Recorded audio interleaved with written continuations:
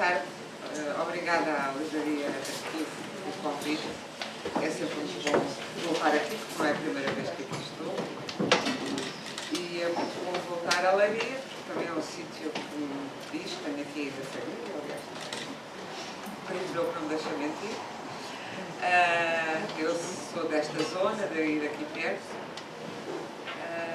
E gosto muito desta livraria. Até porque tenho café e livros. Acompanho sempre bem com livros. É sempre difícil nós falarmos sobre... Estão a ouvir bem? Ou é preciso... Ouve-se bem, não? É sempre difícil falarmos em causa própria. Gosto muito de falar de livros. Se não sabem, há um programa de livros na Antena 1 que eu faço já há 5 anos com a Rita Ferro e a Patrícia Reis, em que falamos de canais a ler, de livros, de escritores, etc. Mas é sempre mais fácil falar dos livros dos outros do que dos nossos.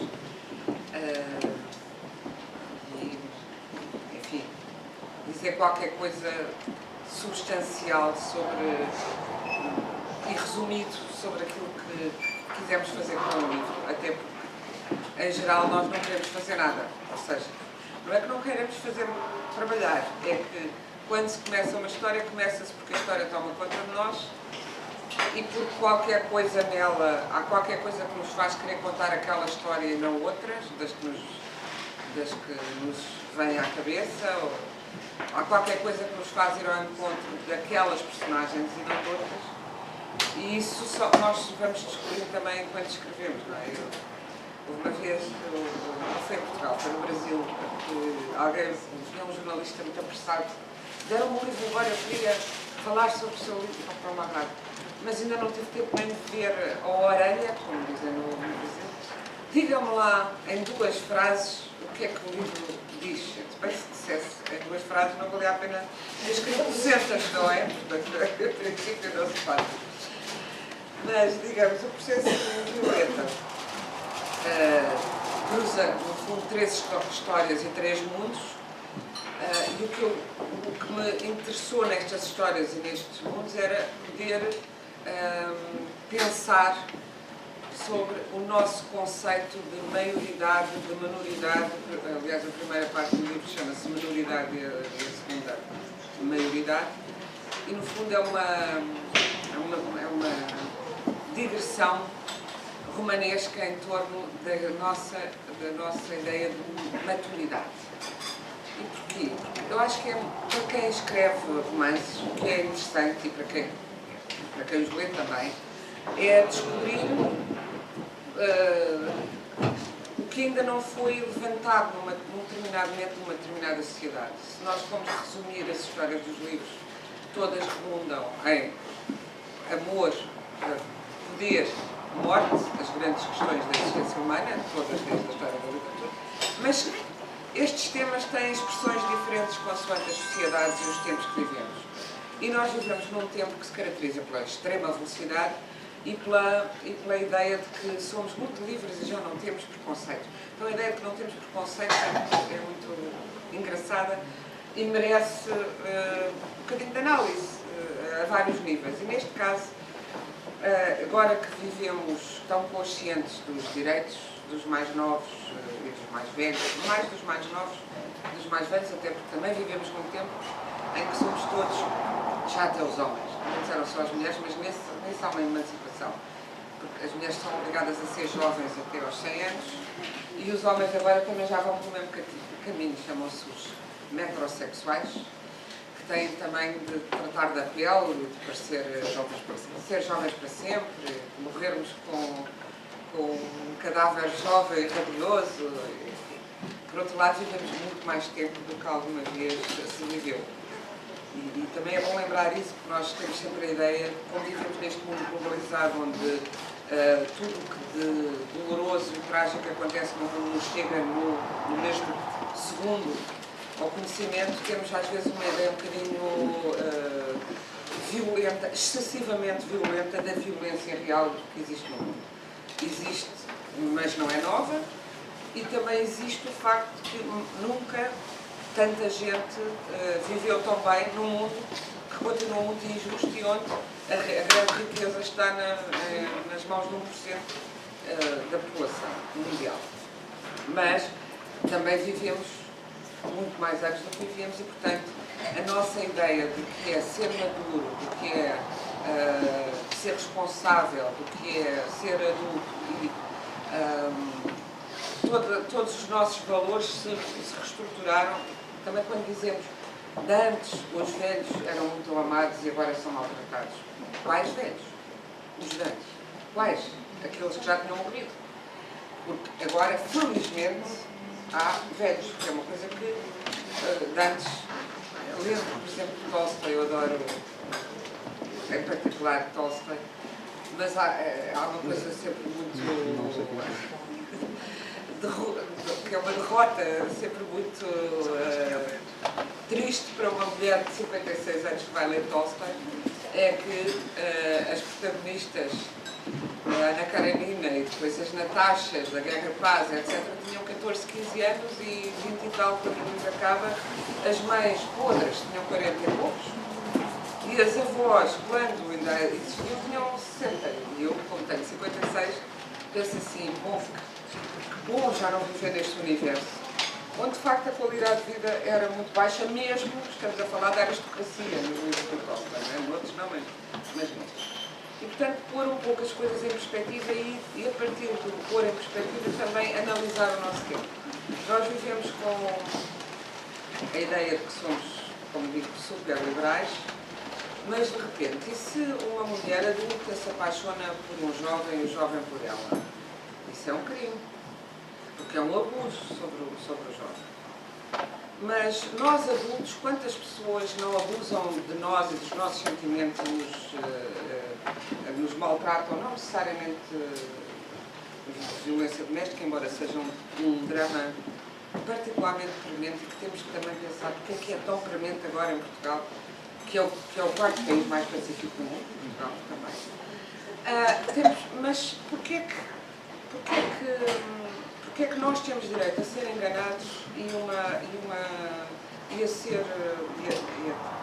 escolher os afetos que temos, façam-nos bem ou mal, e a escolher independentemente do bem ou mal que nos façam, ou seja, escolher porque nos dá prazer e portanto nos faz bem.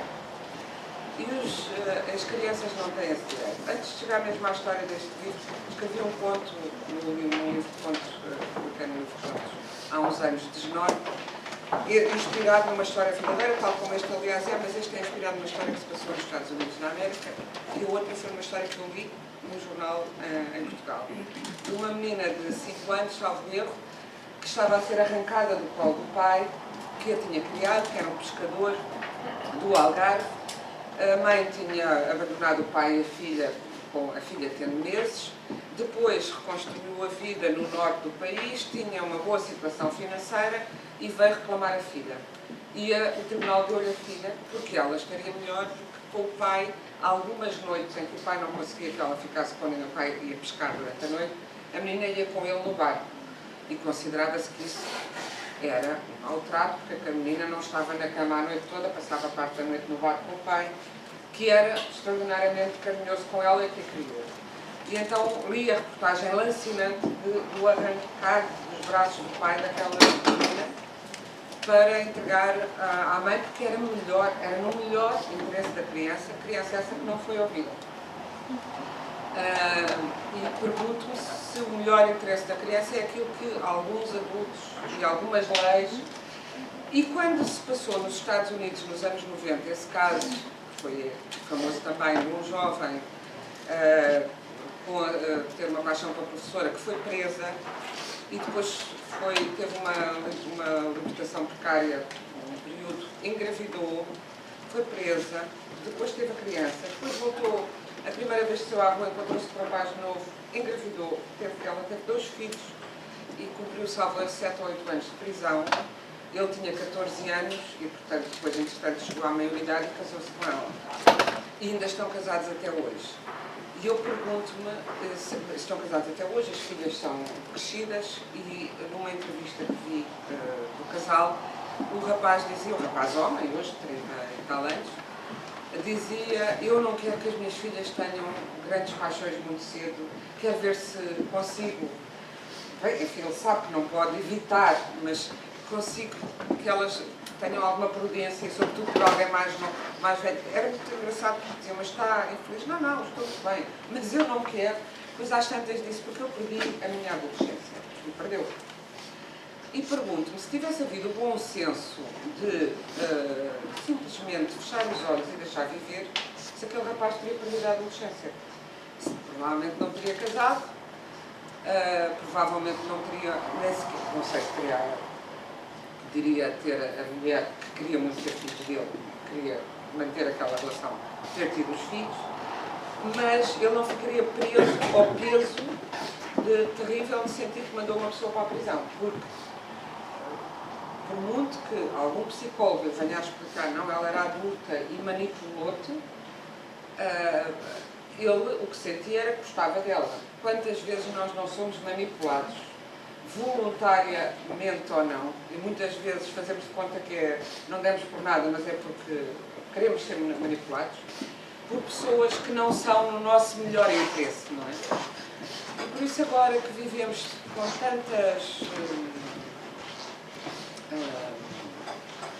tantos juízos morais, é uma época interessante porque é tão libertária e temos tantos juízos morais, e também as redes sociais e a velocidade faz com que se apontem as pessoas a dedo frequentemente, julgamentos instantâneos. Temos visto isso acontecer e vindo de outros países para nós, embora sempre com mais calma, porque por alguma razão temos 1000 anos de existência, não é? Mas até, por exemplo, este movimento feminista que agora resolveu erguer-se, e eu acho que bem, com uma certa impaciência de ver como as coisas demoram a mudar. Há semanas a revista Economist, que não é uma revista marxista nem esquerdista, fez umas contas que diz que, da maneira como o mundo vai nas sociedades ocidentais, as mulheres demorarão 202 anos a ter igualdade salarial com os homens. Portanto, é natural que as mulheres, que embora otimistas, pensem que talvez consigam chegar aos 100 anos e aos 150 dentro de pouco tempo, mas aos 200 talvez não, é natural que haja uma impaciência e uma vontade e também é natural que as mulheres estejam cansadas de viver com medo de sair à rua. Não é? Todas as mulheres que eu conheço, e estamos em Portugal, não é? Nós estamos num país onde haja tiros a toda a hora, não é? Todas as mulheres que eu conheço passaram na adolescência pela sensação permanente de medo quando iam apanhar um transporte público, porque todas elas tiveram um exibicionista de gabardine, muitas delas, o primeiro contacto que tiveram com a visão do sexo oposto foi esse, de um homem exibicionista a mostrar-lhes o seu material no meio da rua, ou no transporte público, ou no comboio. E isso é uma situação que está em mudança, mas que ainda se mantém, como se vê pelo panorama da violência doméstica, que na minha interpretação selvagem deve ter uma relação com a emancipação das mulheres, que é uma reação de raiva, tem, por um lado, a ver com essa raiva, quem é que ela pensa que, também porque há mais mulheres a separarem-se, a não admitirem tanta coisa como antes, e também tem a ver, claro, com a impunidade de que sabem que vão, como se vê com acordos judiciais que temos, porque também, independentemente da questão do machismo, vivemos num país, curiosamente, onde a lei é muito mais severa para o ataque às propriedades do que às pessoas. Se repararem, se formos analisar as decisões judiciais, corrupção, eu não estou a dizer que a corrupção não seja gravíssima, mas roubar dinheiro, lavagem de dinheiro, ou seja, lavar dinheiro ou lavar uma carteira do bolso a alguém, é muito mais grave do que atentados físicos às pessoas. E isso significa que se calhar não somos tão livres quanto isso. E se calhar temos que repensar os nossos valores e parar um bocadinho para pensar. Claro que o romance não é uma tese, nem uma dissertação sociológica, mas eu penso que um bom romancista tem a obrigação de ir olhando para a sociedade e ver onde é que estão as fendas. E no caso da história do miúdo e da professora, aquela história na altura obcecou-me bastante pela violência da prisão e pensar, este rapazinho agora vai ficar preso a esta situação. E é uma loucura, enfim, o que vai estragar provavelmente a vida quando poderia não ser uma coisa assim, pensava eu, e entretanto li num filósofo que eu gosto muito, Zizek, que é muito, que tem umas interpretações muito selvagens sobre o mundo contemporâneo, selvagens no sentido de não ir atrás de rebanho nenhum. Não é assim daquelas coisas, pronto, este pensa assim, leu Marx e portanto escreve isto. Não, este leu aquilo e escreve aquilo. Não, ele pensa pela cabeça dele e umas vezes não é formatado. E escreveu, esta história é a grande história de amor, é a grande Romeu e Julieta do nosso tempo. E eu pensei, pois, até lá está, porque a mulher é mais velha, porque a Lolita do Nabokov, que era ao contrário, era uma menina e era um caso claro da Revolução Lolita do Nabokov, foi romantizado ao máximo, mas era um caso claro de um homem que raptou uma miúda, que é uma situação diferente, de abuso da parte do homem, sim. E, claro, de uma pessoa abusada que depois se torna, ganha síndrome de refém, até porque é uma criança, sabe? Mas, e depois, com tudo isto, com a história do Kevin Spacey ter, aos 20 anos, supostamente assediado um rapaz ao qual não violou, mas que ficou traumatizado porque o Kevin Spacey lhe disse que queria dormir com ele e ele ficou tão traumatizado, 40 anos depois, sem lembrar-se. E assim que se põe isto em público, despedem o homem do emprego. Somos uma sociedade livre. A mim parece-me isto muito parecido com uma inquisição sem fogueiras à vista, só com a fogueira. Não é que eu esteja, porque o Kevin Spacey, felizmente, já ganhou dinheiro para poder nunca mais trabalhar, é mau para nós. Não é? Há outras pessoas que são vítimas dessas perseguições a nível mais pequenino e que ficam muitas vezes sem emprego. Todos os dias temos pequenas histórias de perseguições supostamente morais. Se é que achamos moral fazer perseguições e julgamentos, se é que achamos até cristão, porque não é isso que se lê, nem sequer pelo menos na Bíblia católica da nossa cultura, pelo menos no Novo Testamento, não é isso que se lê, mas vivemos numa época em que pensamos, somos tão livres, estamos sempre de dedo apontado e estamos sempre a criar barreiras e a pensar que resolvemos tudo pelas leis, pela legalidade. Bom, então é a história desse amor, não vou contar como é que o fim, e é também uma história passada nos anos 80, porque os anos 80? Porque foram os anos da pós-revolução em que Portugal se transformou na Europa, entrou na Europa, ficou com o dinheiro que vinha da Europa, havia quem dissesse Europa. Eu conheci uma senhora que dizia Europa, convencida na altura que vinham os fundos do céu, é que vem lá de um sítio que é a Europa, para ela era a terra do ouro, exatamente.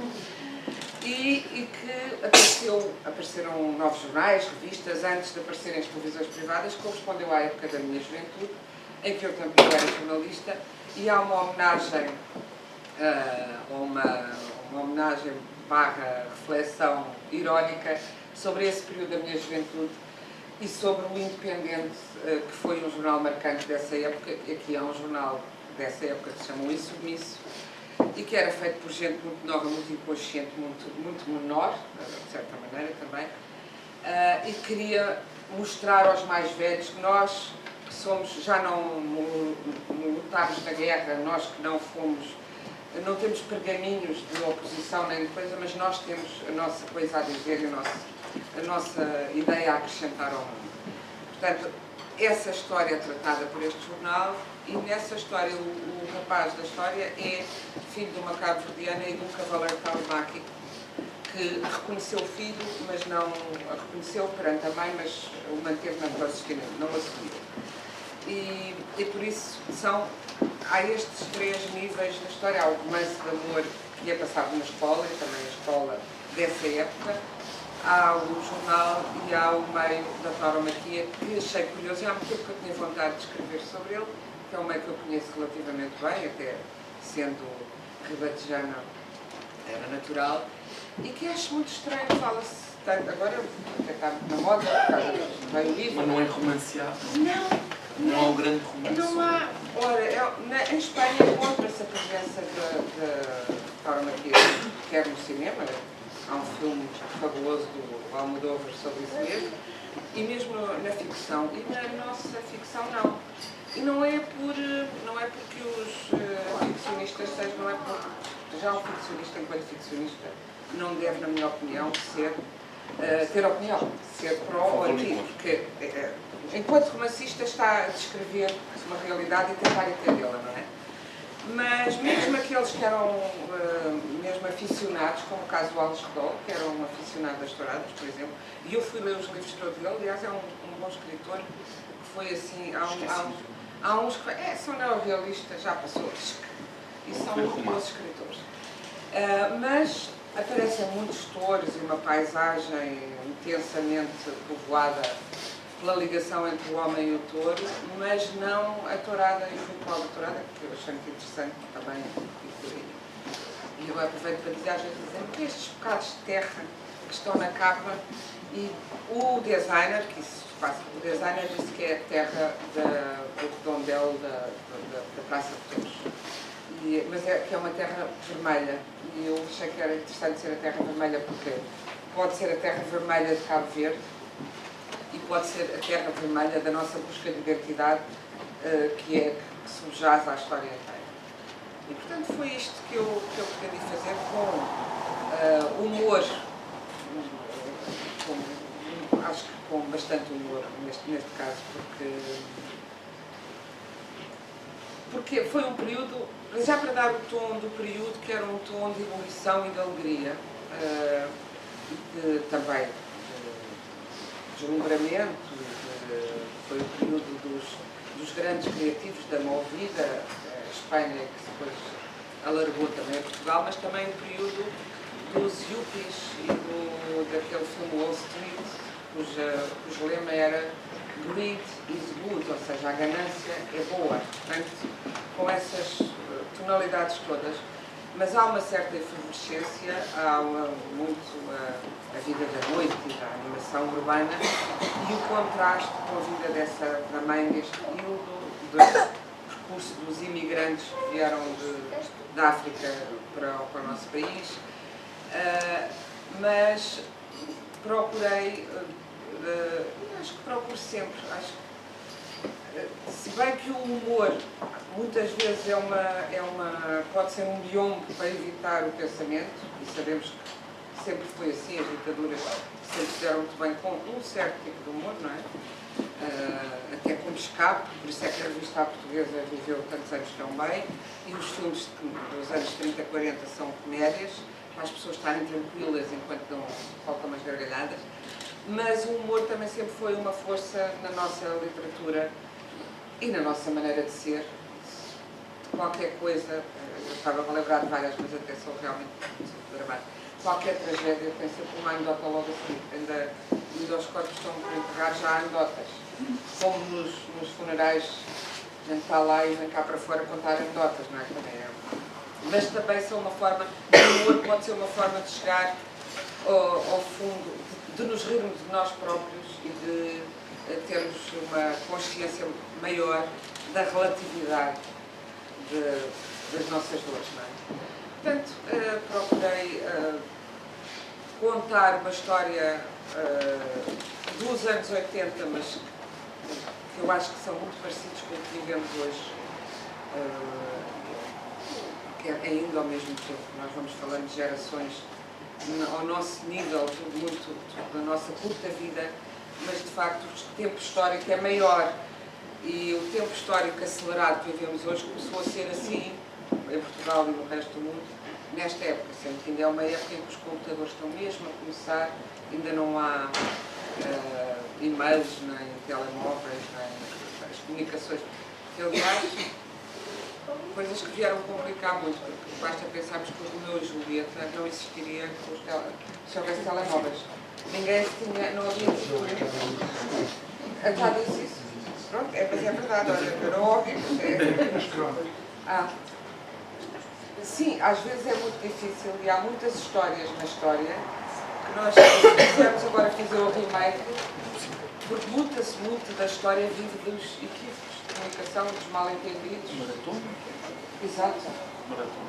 Corrida. Sim, era, exatamente. Não é? Mas por isso, mas o que é interessante é ir ver quais são as fendas. No fundo, estamos sempre à procura, quer dizer, parece que há uma sociedade que se encontra livre de equívocos. Então vamos ver quais são os equívocos que estão nela, onde é que as coisas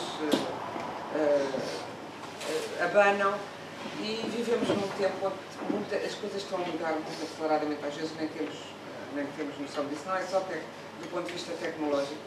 E estamos a assistir ao fim de um mundo e ao início do outro, e já estamos a assistir a isso desde, de facto, a segunda metade do século XX, que foi quando houve grande arranque tecnológico. Quer dizer, o século XX foi o século de todas as invenções, não é? Uma das invenções extraordinárias do século XX foi a intimidade entre homens e mulheres, que é um assunto inesgotável e que tem estes capítulos todos do sistema machista que havia, que havia por razões económicas e divisões de trabalho também, etc. Como é que ele está a ser alterado?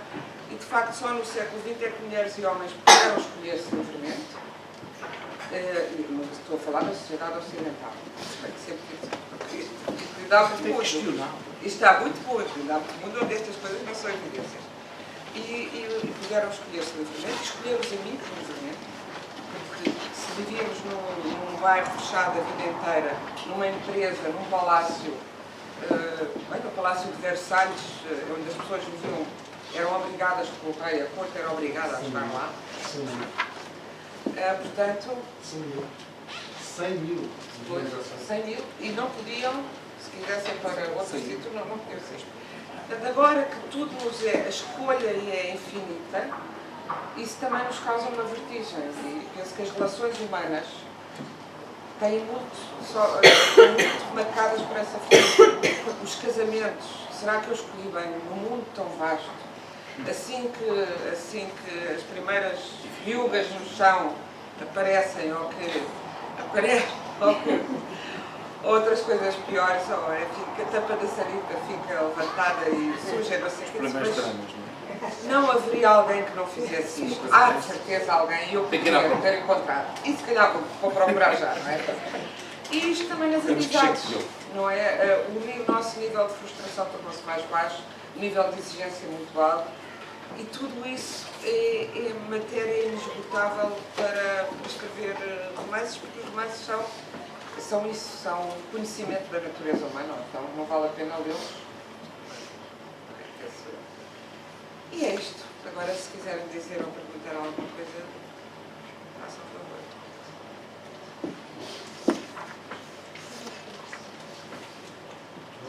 Boa tarde. Aquela cena que estava a lembrar do casal Macron. Exato, eu ia falar deles e esqueci-me. Sim. Esses sim, absolutamente.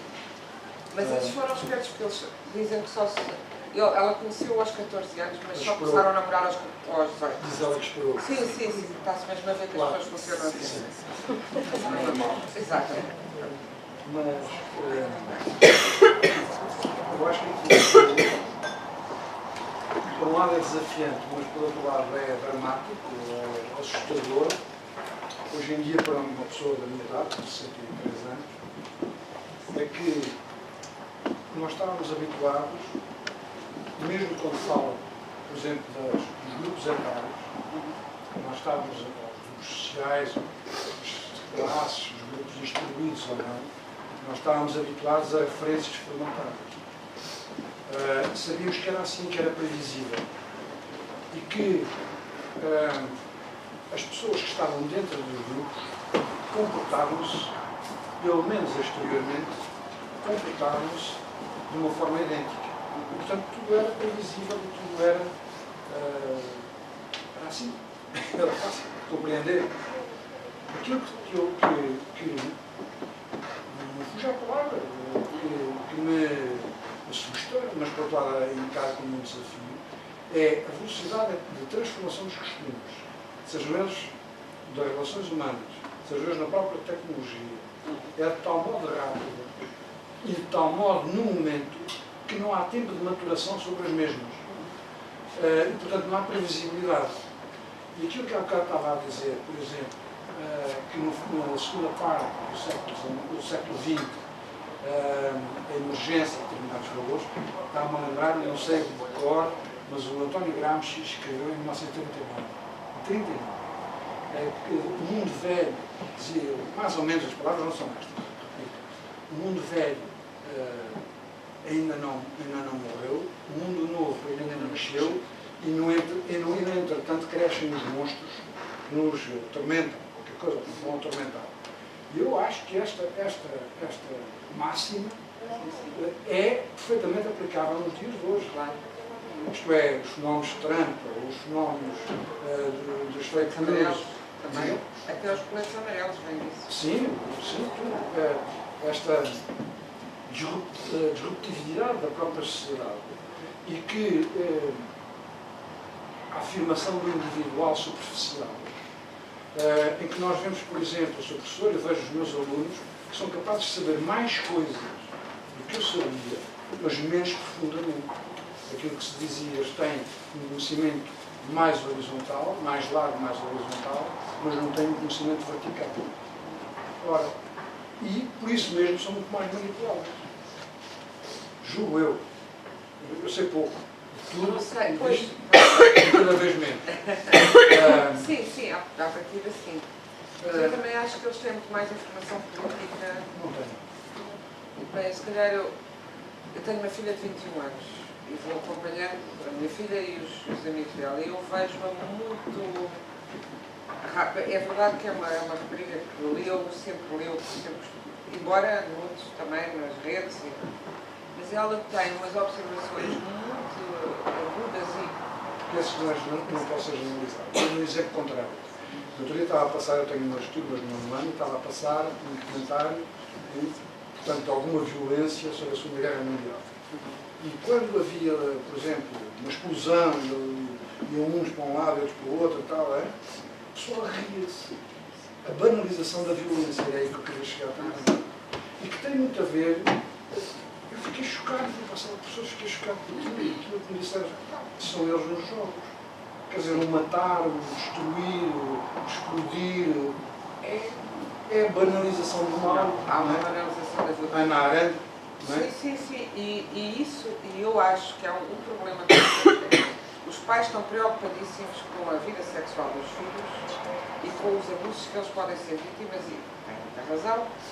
Deviam ter mais bom senso, enfim, generalizando, mas nunca vejo preocupação com isso que está agora a dizer. Desde muito cedo, se reparar, o nível de violência das séries de televisão é altíssimo. Há séries que eu custa-me a ver pela violência, a fama, o modo como é que ele se chama, o Quentin Tarantino se tornou uma referência entre os jovens que gostam de cinema. E há 20 sub-Quentin Tarantinos, que acaba por ser uma violência gratuita, cinematográfica, estilosa, modernaça, e eles crescem nessa cultura. E eu há anos que venho a dizer a pais de amigos da minha filha que os vejo muito mais preocupados sobre o que é que eles sabem, não sabem ou fazem sexualmente, do que com o impacto da violência. E eu sempre tive a preocupação contrária. A minha filha, a certa altura, veio dizer, tinha pai 10 anos, mãe, tu sabes, havia uma altura que havia um canal aberto que dava pornografia da meia-noite às 2 da manhã à sexta-feira, na televisão. Depois disso acabou. Mas a minha filha era pequenina. E veio-me dizer, aos 12 anos, tu sabes que nem tu nem o pai nunca repararam. Vocês pensavam que eu ia para a cama, ela era difícil de conhecer, e que ela vinha sorrateiramente, estava eu no meu escritório a escrever, que sou nortívaga, e o pai também a trabalhar longe da televisão, e eu vi uns filmes só pornográficos, e eu vi aquilo. E eu disse, e depois fez-te mal? Viste alguma coisa que não tivesse aprendido na aula de biologia? Não, ela ficou completamente chateada na altura daquilo não chocar, e eu disse, tu ias ver uns filmes umas séries chamadas Serra, Só, 1, 2, 3, em que se serravam mãos e braços com os primos mais velhos. Eu tentava que o meu irmão fechasse a televisão, não deixasse os filhos de... Ela teria 10, eles teriam 14, ela tinha 5, eles tinham 10. Mas eles aos 7 anos viam aquilo e riam-se. E eu acho muito mais grave do que verem... enfim, claro, não é a coisa mais lírica do mundo, o sexo propriamente tipo pneumático, mas também não é nada que eles não vejam um coelho, 2 cães a fazer e que não... Vejo tudo muito preocupado com a pureza das crianças do ponto de vista sexual. Excessivamente preocupado porque não é afastando-os desse universo que os livram dos pedófilos, pelo contrário. Mas nada preocupados com as séries brutais de terror que eles veem e que têm imenso sucesso. E com os jogos. E com os jogos está provado que mexem nas capacidades mentais, não é? Já agora deixa-me só contar 2 pequenas histórias e peço desculpa se uma, há bocado estava-me a lembrar, há um filme totalmente, estava aqui dos anos 30 ou 40, que é O Solitor. Sim, um filme. Estou a falar de ficção humanesca. O Solitor, que é obviamente propaganda do SNI, naquela perspectiva. Mas uma pequena história que se passou há uns anos. Uma professora de filosofia, minha colega, estava entusiasmadíssima a falar sobre um assunto qualquer, que me interessa agora, e dizia assim, mas vocês viram o filme ontem, o que ela lhe dizia em determinada situação? No 10º, uma miúda que lhe disse, poxa, mas acha que nós lemos as resenhas? Portanto, a própria relação com o cinema, que há bocado estava aí a referir, é uma relação superficial, é muito na base da imagem rápida e aquilo que é hoje a Bíblia, que lhes ocupa tempo, são os youtubers. São os youtubers, que é a coisa mais aberrante que pode assistir, no meu ponto de vista. Depois, só para terminar, falou há bocado do que estava-se a referir ao Me Too. Que também entra em exageros completamente absurdos, como foi aquela de agora pintar a perna daquela estátua nos Estados Unidos do beijo no final da guerra. Essa nem eu sabia. Há aquela estátua daquele do Mendonça, do português, dá aquele beijo que é icónico e tal. E então foram pintar frases na perna da enfermeira. Que ela estava a ser abusada. Exatamente. Não, veio uma... morreu agora há uns dias. Não, morreu o Arnaldo Matos há pouco tempo. O Arnaldo Matos andava no Twitter. A única rede social que eu frequento, tenho uma página onde vou pôr coisas por causa dos livros no Facebook, mas eu frequento o Twitter, que acho muito divertido e além disso e procuro defender-me porque todas as redes são viciantes, mesmo aquela, mas eu gosto de ler os títulos dos jornais do mundo, aqueles que eu consigo ler, e mesmo aqueles que eu não consigo, que eles traduzem muito mal, as coisas do mundo árabe. Eu, enquanto editora, publico uma autora libanesa muito interessante, que é a Jumana Haddad, e ela escreve muitos tweets em árabe que eu vou traduzir, escreve muitos em inglês, em francês e noutras línguas.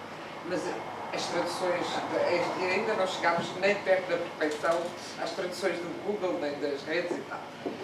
Mas o Arnaldo Matos andava muito no Twitter. Eu metia-me imenso com ele porque ele dizia umas coisas, enfim, bastante xenófobas, este governo monés e coisas assim, bem, mas é engraçado que o último tweet dele foi essa imagem, a fotografia, e dizendo... Uma forma ternurenta. E queixando-se, mas eu não sabia que havia uma estátua que tinham... Agora dizem que foi abuso e não sei o quê e tal.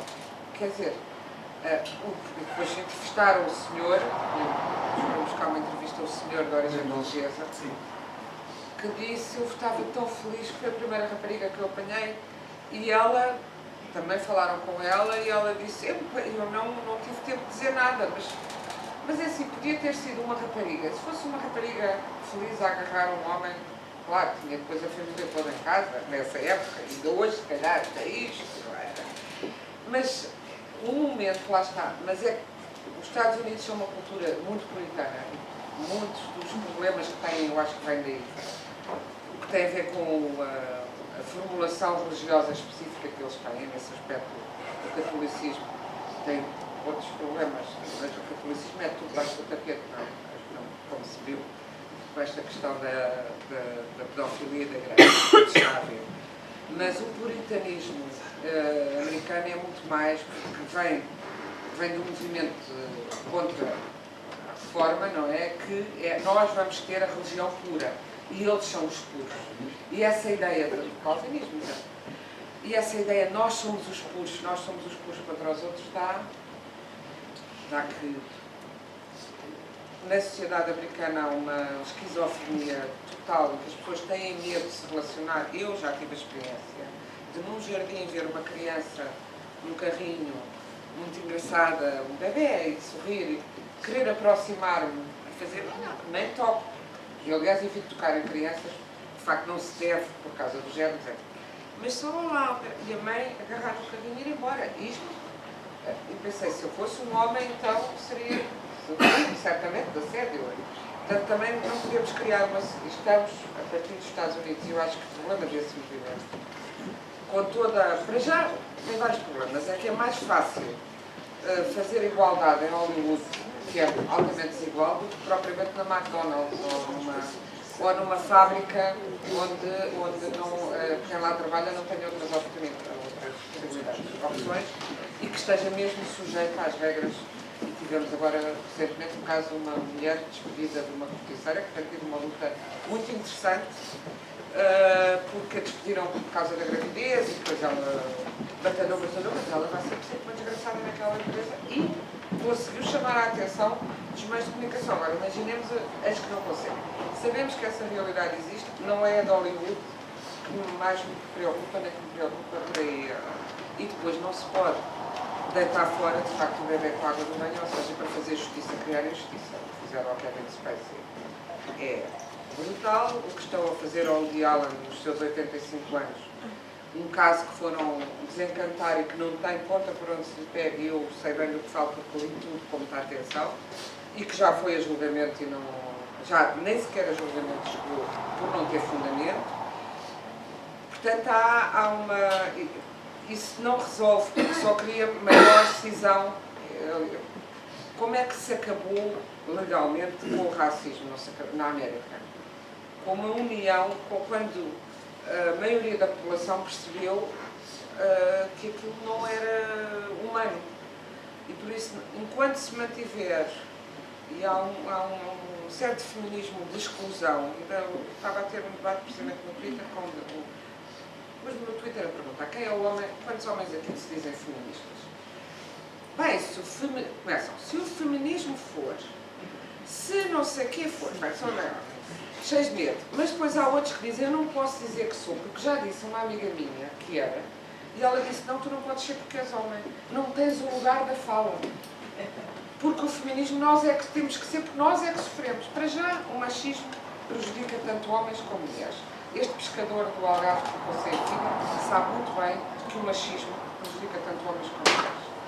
E prejudicou muito os homens que tiveram que ir para a guerra em África, que vieram de lá como vieram, sem querer, ou aqueles que fugiram do país por causa de não ver, ou os que foram para a tropa obrigados e que não tinham a menor vocação, ou aqueles que eram postos na rua para jogar à bola, porque os pais desconfiavam como eles só gostavam de ler livros, e eu conheço vários, ou de pintar, não eram homens, então vais para a rua. Tenho um amigo que viveu fechado na rua, nunca mais pôde ver uma bola, nem não sei o quê, vai fechar lá na rua para ele jogar a bola à força.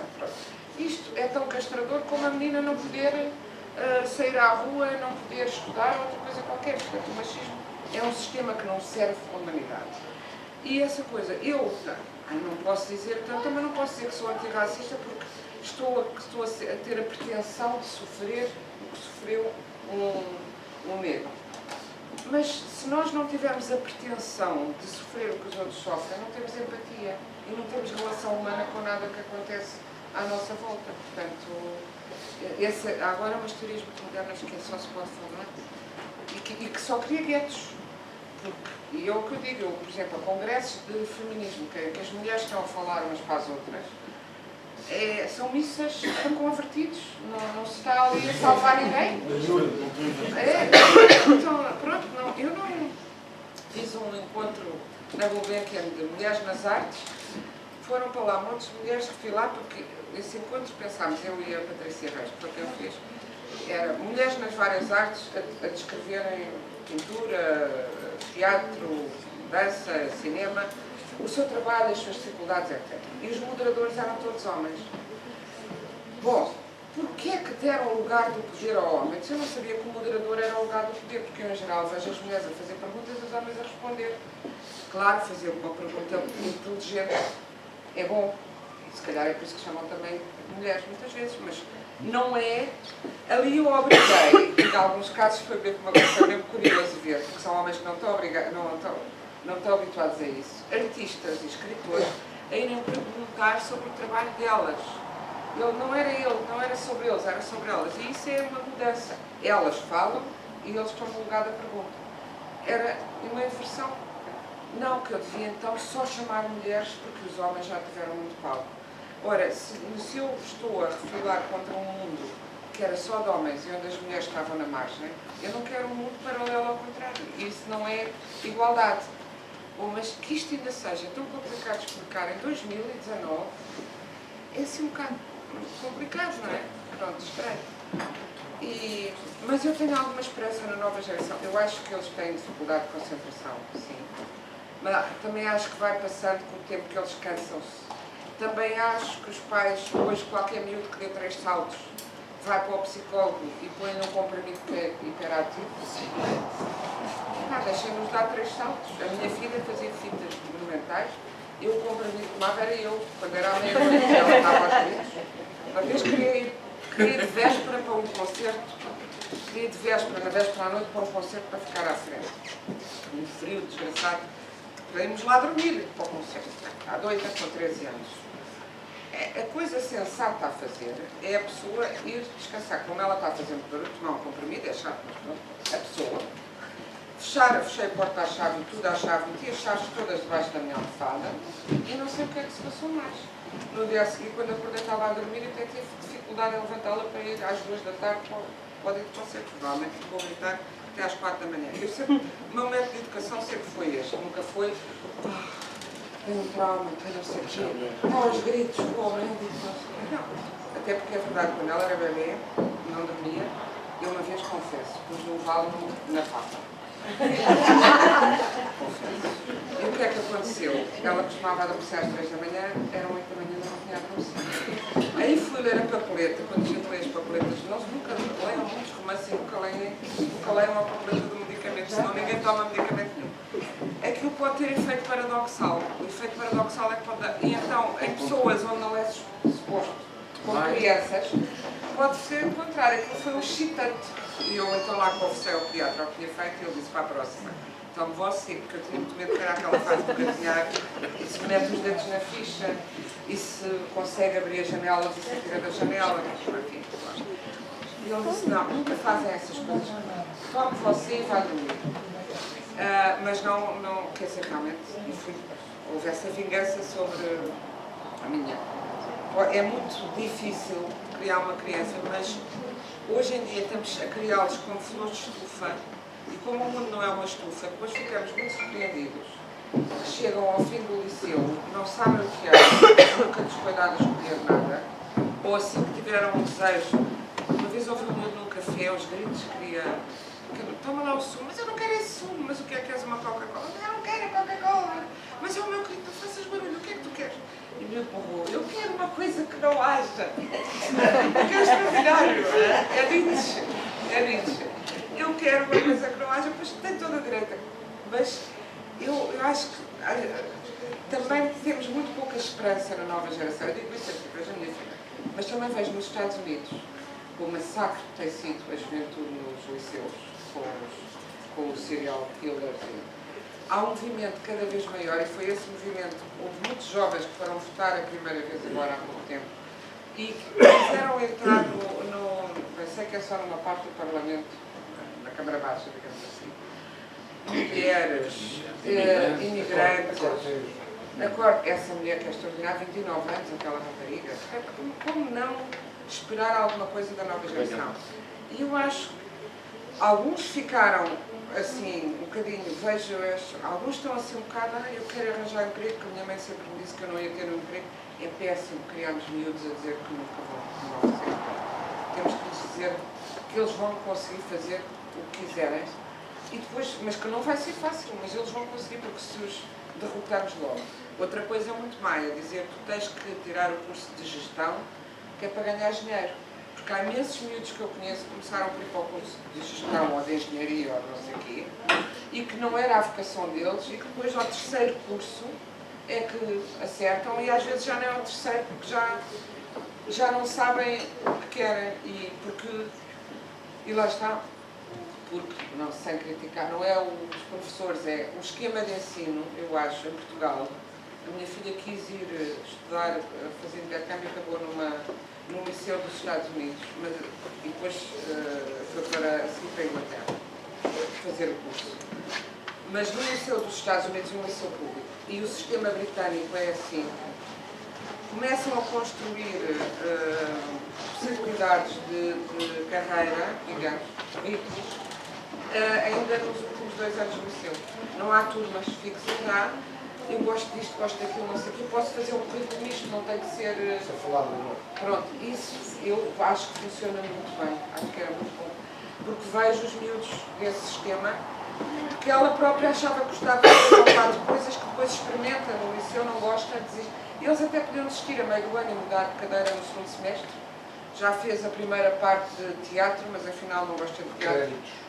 Créditos. Já como na universidade. Até outra coisa, ela, por exemplo, escolheu literatura americana, que era a que dava, como ela na altura vivia fascinada com ir para a América. Outra coisa boa foi que passou completamente o fascínio pela América, não quer lá mais nada. Isso também é muito bom, até economicamente falando, mas é muito bom. Mas, como ela estava muito... Né, chegou lá, a literatura americana, ela tinha todos os livros, porque foi ver o que é que havia no currículo, quis chegar. Portanto, eles iam dar o Steinbeck, ela já sabia tudo, né? Passaram para literatura russa, que se ela ficasse lá na universidade, seria possível, mas já tinha um crédito, fez o primeiro ano, quando os miúdos já sabem de uma matéria, no fim do liceu dão-lhe créditos da universidade. Portanto, fez a cadeira já da académica. Isso cria um sistema de estímulo. Por outro lado, embora tenham depois muitos defeitos a nível superior, no liceu não há um lápis que venha de casa. O liceu não há um lápis de cor carandache ao pé de um lápis do chinês. Os liceus dão os materiais todos. Os livros são todos da escola e ficam na escola e voltam para a escola. Os romances e não sei o que são da biblioteca da escola. Ninguém dá um caderno, os cadernos são da escola. Porque não há um miúdo que tenha um caderno ou um lápis diferente do outro. Claro que depois é preciso ter empréstimos para fazer o ensino superior, é pago. Mas até ao fim do liceu quando nós aqui dizemos comunistas, querem tudo gratuito, ou então o gratuito para quem pode acho mal, não, porque os miúdos têm que ser todos iguais na escola. Portanto, ter todos os mesmos materiais eu acho que isso ajuda a pessoa a sentir que é capaz de chegar ao do outro, porque já o pai já é rico, já chegou. José, mas dá-me licença. Se calhar estou a ser inconveniente para... Desculpa, não sei se isto. Por exemplo, só para ver, eu acho, muitas vezes, concordo inteiramente, eu sou professor há bué de anos, não é? Há 40 anos. E de facto, a escola que eu hoje sou professor é mesmo exatamente organizada como não era aluno e como eram os meus pais. Industrialista, tudo entre a mesma hora, mobiliário não ergonómico, desconfortável, aulas positivas apesar de tudo, etc. E não tenho nada contra aulas positivas só por si, até pode ser uma boa aula. Tudo. Bom, mas eu acho que não há só uma questão financeira, há uma questão também de conhecimento da realidade por parte dos governantes. E digo, esta história é absolutamente verídica. O secretário de Estado, também do Colé, eu dizia, vocês têm que investir nas escolas por exemplo, em material informático. Desde o tempo do Sócrates, que não entra um computador nas escolas públicas. E o secretário de Estado dizia-me assim, pois é, tem razão. Há aqui um problema, lá nos explicou, mas dizia, mas agora isto tudo é ultrapassado porque os miúdos todos têm tablet. Assim, todos têm o quê? Só se for tabletes de chocolate. Sim. Nem o Liceu Americano tem, tá Bem, mas do Liceu. está bem, e tem nada daquela do Oeste, do Canadá. Exatamente. Mas há, de facto, um desconhecimento da realidade concreta que leva a uma retórica progressista ou de inovação, como esta coisa agora da inclusão, esta coisa de inclusão que é uma verdadeira, tem um preâmbulo que é uma obra de arte escrita, mas eu também dizia a alguém lá do Ministério, dizia assim, a mesma coisa de eu comprar um fato, fino corte, fazenda ótima, na moda, etc., só que é 2 números abaixo ou 2 números acima daquilo que eu preciso. E ter um miúdo autista profundo, com estereotipias, numa aula dita normal, é impossível. Sim, isso é outra coisa. É impossível. Claro. Isso Existe. é outra coisa, que é outra das nossas liberdades. Vamos fazer de conta que não há deficiência. Agora, passemos todos iguais, vamos fazer de conta que não há deficiência. Só estamos a prejudicar quem é deficiente. Mas a gente vai dizer isto. É uma discriminação. Mas é que ninguém é igual. E se tratar igual o que é diferente, é discriminá-lo. Isso é que eu acho. Posso ser clara a discussão da questão da maternidade? Sim. E até que ponto, gostava de ouvir falar um pouco da questão da relação entre maduros e não maduros. Nós chegamos a esta idade e temos, muitos de nós têm aquele discurso de que ou eles estão a pensar muito rápido e já não são capazes de pensar profundamente, ou não sei o quê, ou não sei o quê. Até que ponto é que não há, da parte dos maduros, uma imaturidade ao olhar para os imaturos? Acho que já disse tudo, mas quer dizer, posso falar mais um bocadinho. Eu acho que o romance é intercalado com dados históricos sobre reinados, pessoas que, bem, nós conhecemos o Dom Sebastião, mas muitos outros exemplos de reis que tomaram o trono muito cedo. Nós perdemos a independência porque um jovem de 20 anos levou a nobreza toda para se matar em Marrocos, com a maturidade. E depois o Mozart, que era um músico maduro, e ele começou a compor muito cedo, aos 30 que estava morto e tal. Então qual é a idade da maturidade? E sempre houve, e nós podemos com o tempo, acho que temos sempre a tentação de dizer, mas no meu tempo, que é sempre um tempo mítico, será que éramos tão felizes aos 15 e aos 20 anos como quando dizemos, aproveita que é o melhor tempo da tua vida? A pessoa normalmente aos 15 e aos 20 anos tem tantas angústias, sente-se tão desadequada no mundo e depois vem mais tarde dizer, e lembra-se a música do meu tempo, o baile onde eu fui, e acha-se, e também não pensa, e assim, será que eu pensava tão bem? Quando nós dizemos, eles pensam mal, mas será que eu pensava tão bem? Eu digo isto sinceramente, eu olho para a minha filha e fico muito contente. Quando isso acontece, muitas vezes eu estou a refletir sobre uma coisa e ela numa frase diz, tem uma síntese que é, olha, há 2 dias foi pelo seguinte, na sequência estávamos a ver os Oscars e que tinham muita diversidade cromática, etc. E tinha muita... e eu disse, agora já foi resolvida a questão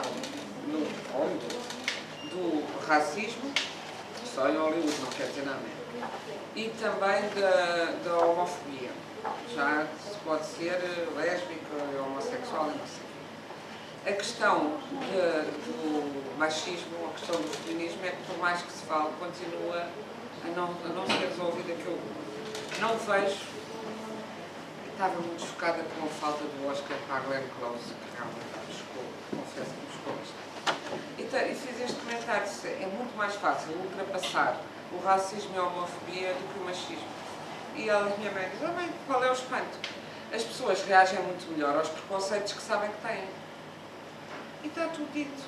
Nós temos a consciência de que temos preconceitos racistas. Tínhamos, e agora vamos deixar de ter. O machismo faz parte de nós de uma maneira que nós não conseguimos libertar-nos dele, porque estamos naquele caldo de cultura. numa frase assim, en passant, e eu muitas vezes que digo, andam a correr daqui para ali, andam nas brincadeiras nos tablets, mas não estão desatentos, ou desatentas ao que se passa no mundo. De política fazem uns comentários muito certeiros, e eu vejo mais gente mais velha desacreditar do futuro do que os mais novos. E acho que nós temos a tendência a ser paternalistas. Eu acho que isso é uma prova de imaturidade. Sabe porquê? Porque nós queremos dizer, já que já sou velha, ao menos que eu saiba mais que eles. Não é? Já que não tenho as vantagens, ao menos que saiba mais coisa. Mas se calhar não, pronto, não é? Mas às vezes, do contacto, por exemplo, com as netas. Sim.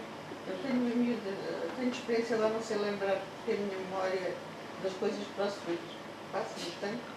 Mas um dia deste, a minha neta de 4 anos deu-me uma resposta de uma sabedoria a propósito de qualquer coisa que aconteceu. Parei e pensei, toma, e onde é que está a sabedoria? É verdade que eu fui educada a ter que comer o prato todo por causa dos meninos do Biafra, coisa que eu não continuo a percebia. ensinar isso à neta. Isso continua. Mas a minha filha foi. Eu acho que há coisas que a gente deve dizer que se bem com alguma lógica, porque para mim então, mas se eu tenho que comer tudo, o que é que os do Biafra comem? Dizia eu à minha mãe. Ao contrário, eu não quero comer mais, dá isso aos meninos do Biafra, não é? Porque não. Era isso. E era nunca também, e a minha filha é a mesma coisa, eu nunca consegui dormir a sesta no jardim infantil, no infantário, e a minha filha é a mesma coisa, porque veio, se vocês não dormem, vem o papão. E eu lembro de ali no jardim, lembro muito bem, é das primeiras memórias que tenho, ficar, às vezes até com sono, nunca dormi uma cesta, no jardim Escola João de Deus em Tomar, porque assim, se veio o papão, quem é que vê, quem é que avisa? Depois de dormir. Os miúdos têm uma lógica, portanto. Agora, a minha filha, eu não lhe dizia, nunca lhe disse da comida, mas o que lhe dizia, quando ela refilava, não quero ir para a escola, não sei o quê, eu dizia, vais passar, vou-te meter num campo de férias no Afeganistão. Ela tinha um ano, eu já lhe falava do Afeganistão, e de que na altura estava muito nos ecrãs, e ela dizia, aquele sítio só com pedras, as mulheres com os panos por cima, exatamente. Tu não queres ir à escola, aquelas desgraçadas não podem ir à escola nenhuma, não sei. E então, às vezes, ela portava-se mal e eu disse, Laura, e ela dizia, não me venhas com o afegão, não me venhas com... Ela não dizia Afeganistão, dizia uma coisa assim, não me venhas com o afegão, porque já sabia. Eu ia lhe dizer, no Afeganistão, não sei o quê e tal. E perguntava-lhe, então, estás contente e não sei o quê? E uma vez alguém que perguntou se ela queria ir, então, mas gostavas de passear, onde é que tu querias ir? E ela disse, eu não quero ir ao Afegão. Ela não quer ir aonde? Não queria ir ao Afeganistão, o papel dela era o Afeganistão. Mas eu acho que precisamente esse contacto, eles sabem muito mais sobre o que se passa no mundo. São muito rápidos e depois o resto depende. A minha filha sempre leu muito, porque eu vinha a falar disso com o Sérgio Caminho, que sempre viu ler. Eu acho que a grande educação é exemplo.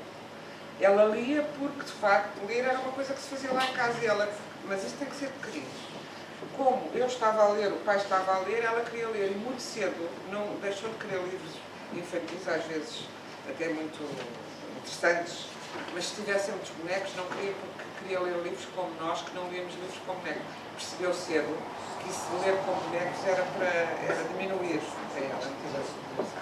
Então, e também nunca lhe proibi de ler nada. Lembro-me também, outra coisa que aprendi com ela, que me fez refletir e que eu acho que se nota nos romances, e se calhar nos outros romances, ela uma altura andava a ler os romances que apanhava, normalmente, até leu um que eu própria não cheguei a ler, que teve alguma fama a certa altura, que era Cavalos Roubados, de um sueco ou de uma sueca, porque ela adorava cavalos, tudo que tivesse cavalos. Eu disse, eu tenho a impressão que isso é uma imagem. Disse-lhe eu que não será bem cavalos. Havia um cavalo, mas não era um romance sobre cavalos. E ela começou a ler e largou. E, aliás, como ele faz um falta na altura, também começou a ler e largou, dizendo, mãe, é muito triste, são livros. Todos os livros de adultos que eu ouço falar e vou ler são tão trágicos. explica-me lá, porquê é que vocês não sabem ser felizes? E que é uma boa pergunta. Parece que não sabem, os livros para adultos são todos tragédias. Porquê é que não sabem ser felizes? E essa pergunta dela ressoa muito em mim. Muitas vezes, claro que muitas vezes também a felicidade é mais difícil de descrever do que a infelicidade, não é? Porque tem menos, parece ter menos acontecimentos, é menos valorizada e também há uma descrença generalizada dos mais velhos na possibilidade E depois há a facilidade, quando não se sabe o que está a fazer com as personagens, matam-se. Porque de qualquer das maneiras passa-se sempre por inteligente, porque ninguém sobreviveu até hoje. Portanto, alguém há de morrer. E quando não se sabe mas eu não tenho sempre igual, a felicidade é que não é. Mas a felicidade não é sempre igual, não é?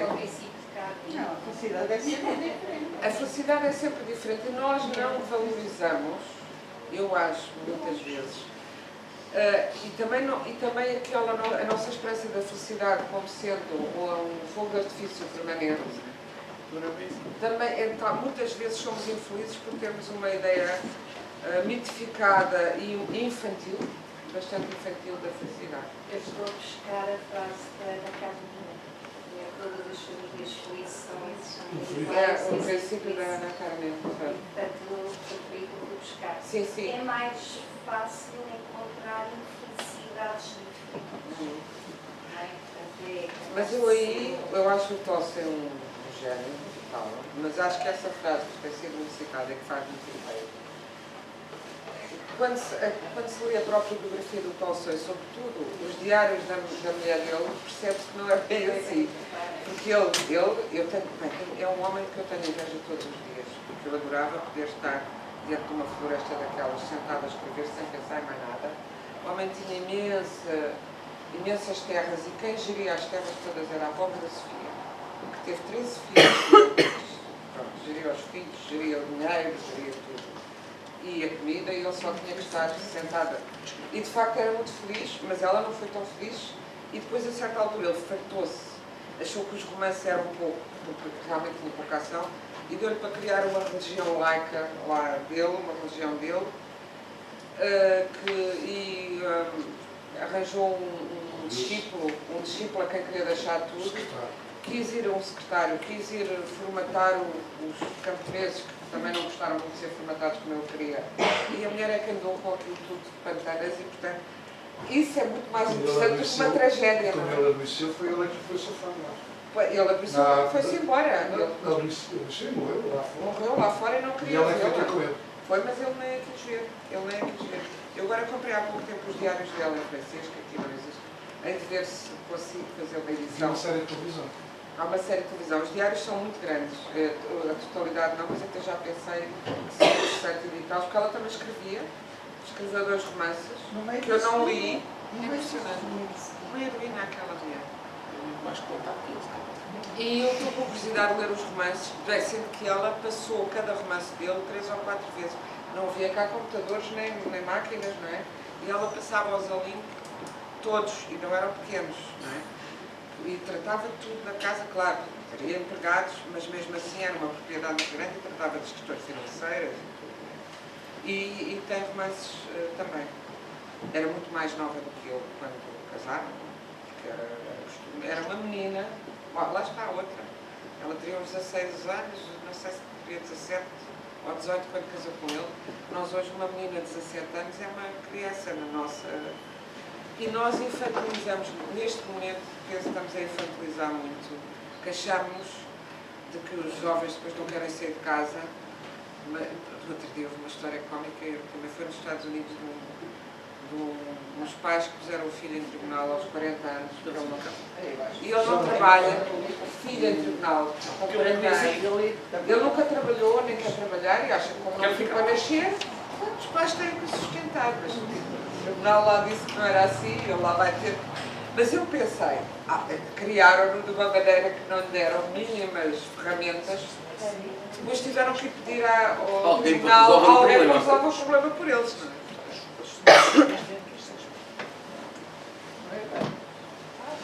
Agora aquele filme que é ao contrário, não é? que é um filme que, não sei se é aquela coisa mesmo que fez a crítica, dizendo que é a exibição da pobreza, que é um miúdo que os pais do tribunal, por viver na pobreza, que a forma não, exatamente. Que para viver na pobreza não devia ter posto no mundo. Mas a crítica que eu li é negativa. É assim. Mais alguma questão? Há aquela questão que eu estava a dizer que para mim eu fiquei fascinado e ao mesmo tempo chocado com aquele filme Os Três Cartazes à beira da estrada. Ah, sim. Que eu acho que é de facto um retrato da América profunda, com estes preconceitos, todos que falou, a relação entre eles, com o poder, etc. Acho que é muito lindo. É, foi dos bons filmes que eu vou trabalhar. É um bom filme feio. É bonito o filme. Bom, então, se não houver mais nenhuma pergunta, penso que não há nenhum comentário. Portanto, terminar esta conversa neste próximo. Obrigada. Muito obrigada. Foi um Obrigada. prazer ouvi-lo. Parabéns pelo E obrigada processo. também ao Sérgio, agradecer ao Sérgio. Obrigada, Sérgio, e à Porta À Editora. Porta Editora. E passamos então a Salvatore. Muito obrigada. Obrigada. Por